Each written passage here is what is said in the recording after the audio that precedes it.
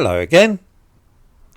I'm sure that I'm not the only person to breathe a sigh of relief at the news that the Tavistock Gender Identity Development Service, an NHS clinic for children with gender dysphoria, is to close.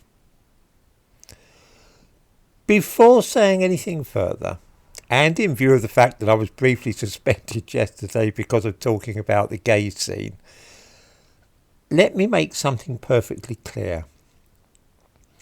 If I want to mutilate or alter my body in any way at all, that's my affair and it need not concern other people. If I wish to have my ears pierced, it's nobody's business. The same applies if I want to have a nose job or to be surgically castrated. I am an adult and I can do what I wish with my own body. I have no objection whatever to adults having their bodies physically altered in any way at all that they might wish. In the same way, I wear whatever clothes I want to wear. I am, as I'm sure viewers have noticed, given to being scruffy and informal in my dress. If I chose to wear a collar and tie, or indeed a ball gown, then that's up to me. In the same way, if other people of either sex wish to wear men or women's clothing or change their names, I can't see anything wrong with that, and good luck to them. What we adults do in that line is entirely up to us. I am sure that most people can guess that a but is coming, and it is this. Adults can do as they please, but where children are concerned, then the case is altered. You or I could make an informed decision about whether we wish to take some medicine or drug. Children can't do so because they're not capable of appreciating the full implications of what they're doing. That's why we don't let children get married, drive cars, leave home or give up school. The Tavistock in London has for years been prescribing children what they describe as puberty blockers, which is to say hormones which prevent the onset of puberty. That's in girls, the growth of breasts, onset of menstruation, and for boys, the deepening of the voice and growth of facial hair. The hormone used for this purpose is marketed as Lupron, and it's used in prison to chemically castrate sex offenders. The Tavistock has been giving it to 11-year-olds, and the long-term effects of this are quite unknown.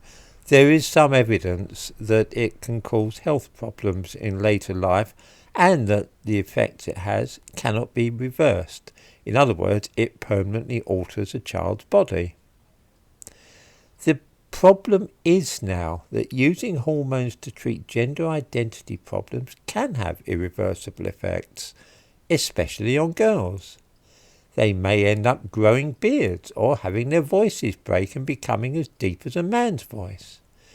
If a girl later changes her mind and decides this was just a passing phase, then it's too late.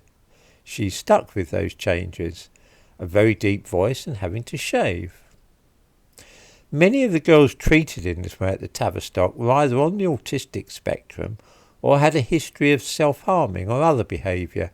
It could be that the supposed gender dysphoria was just an aspect of a deeper problem for many of them. Personally, I find the whole idea of deciding that a girl must in some sense really be a boy because she acts like a boy in childhood or adolescence, or dresses like a boy or prefers stereotypical male pursuits, as really offensive. Why shouldn't girls climb trees or box or wear boys' clothes? One remembers George in the famous 5 stories. No doubt these days she would have been hustled off to the Tavistock and given puberty blockers. Adolescence is a time when many children simply do not know what they want or who they are.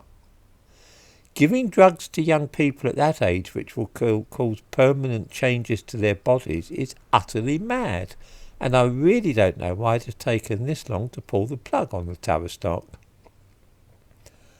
Perhaps I might be allowed a personal anecdote. Because my daughter spent a huge amount of time in my company from her birth onward, it was perhaps inevitable that she should copy me and pick up some of my habits. Now, I don't think that was altogether a good thing.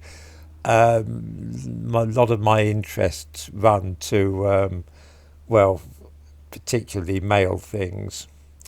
At the age of 7, I took her shooting, for example, and I'm bound to say she handled a 410 shotgun well enough. Very often she wore combat clothing and she took up both fencing and boxing. Indeed, when she was very small, she did display a certain amount of confusion about gender. My habits do sometimes leave a little to be desired, and my wife has reproached me many times for urinating up trees when we're out. She says that I'm like a fox, scent marking his territory. When my daughter was a baby and a toddler, I took her out to parks or forests, I would still do this sort of thing, thinking that she would hardly notice if I just nipped off and went up a tree. One day when she was 2 or 3, though, my wife took her out to the park and returned very, very annoyed with me. It seems that my daughter had quite casually walked off and tried to piss up a tree, with unfortunate consequences for her clothes and shoes. I suppose I should be thankful that she didn't end up with a gender identity problem herself, really.